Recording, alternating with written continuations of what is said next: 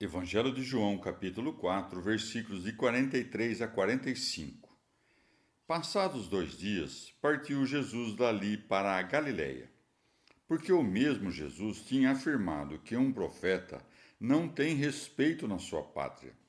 Tendo chegado à Galiléia, receberam-no bem os galileus, porque tinha visto todas as coisas que ele havia feito em Jerusalém no dia da festa, pois também tinham ido à festa. Palavra da salvação. Comentário João 4, de 43 a 45, São João Crisóstomo. Ou acresceu essas palavras porque Cristo dirigiu-se não a Cafarnaum, mas a Galiléia e Caná, como dir-se-á de seguida.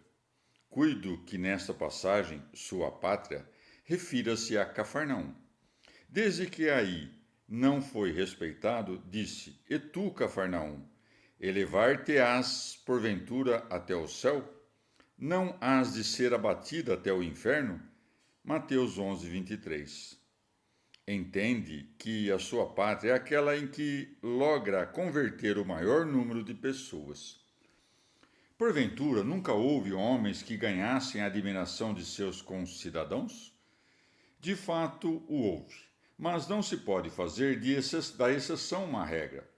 Bem que respeitados em suas respectivas pátrias, muito mais o foram no estrangeiro. Com efeito, a familiaridade dá lugar ao desprezo. Tendo chegado a Galiléia, receberam-no bem os galileus. É para notar que os mal afamados galileus saíram por primeiro a receber o Salvador. Acaso não foi deles que se disse: Examina as Escrituras e verás que da Galiléia não sai profeta. João 7,52. E ainda o vituperaram por ter ficado entre os samaritanos. És samaritano e tens demônio. João 8,48. Mas eis os samaritanos e os galileus a abraçar a fé, pondo os judeus confusos. Com efeito, os galileus avantajavam-se sobre os samaritanos, porque enquanto estes não creram senão através do testemunho de uma mulher, a fé daqueles estribava-se sobre os milagres do Salvador. Tendo chegado à Galiléia, receberam-no bem os galileus. Evangelho de João, capítulo 4, versículos de 46 a 54. Foi, pois, novamente a Caná da Galileia, onde tinha convertido a água em vinho. Havia em Cafarnaum um funcionário real, cujo filho estava doente. Este, tendo ouvido dizer que Jesus chegara da Judéia à Galiléia, foi ter com ele e rogou-lhe que fosse à sua casa curar seu filho, que estava a morrer.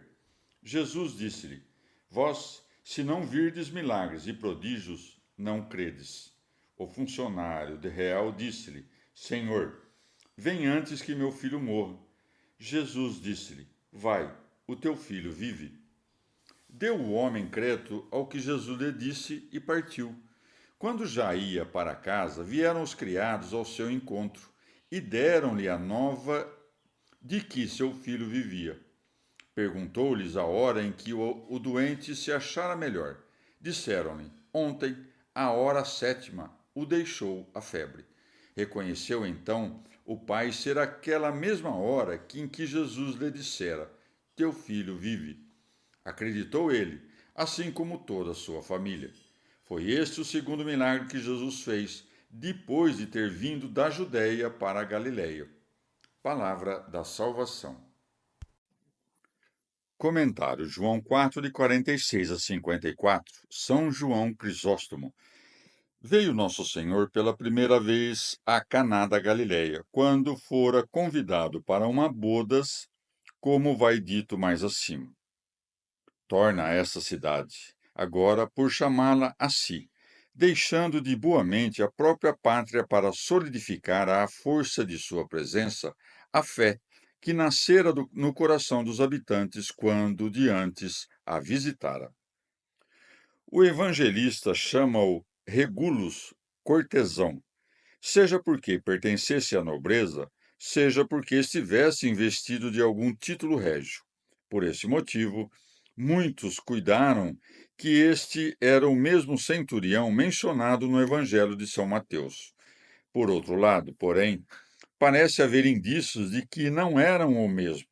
O centurião, quando se dispunha Jesus a ir até a sua casa, roga-lhe que não se incomode com tanto.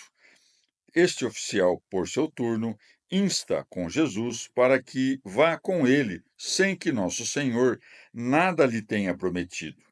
O primeiro veio-lhe ao encontro quando ele descia da montanha, a entrar em Cafarnaum. Este, quando o Salvador estava já na cidade de Caná.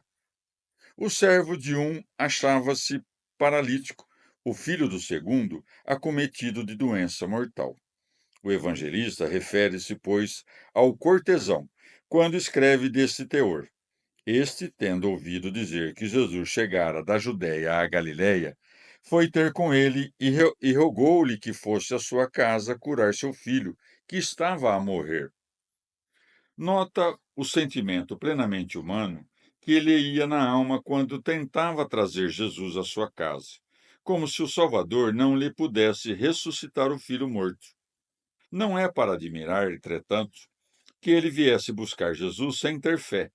À conta do muito amor que os pais têm pelos filhos, buscam não só os médicos em quem confiam, senão ainda aqueles que não põem muita confiança, porquanto procuram esgotar todos os meios de conservar-lhes a vida.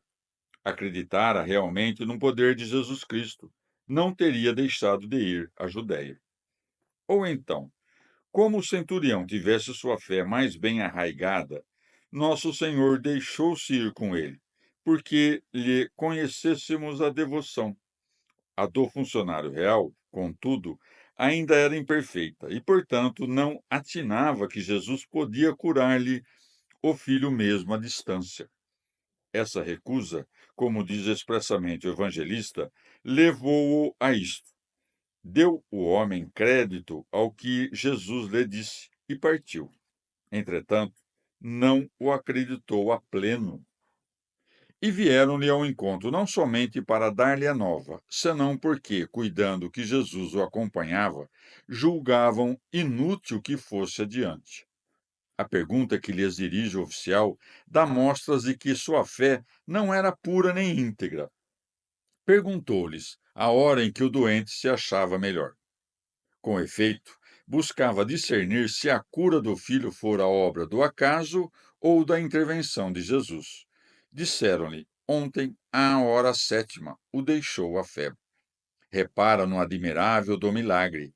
A cura não sucedeu progressivamente, senão de pronto e instantemente, como a indicar que não se deveu às leis naturais, mas à ação de Jesus Cristo.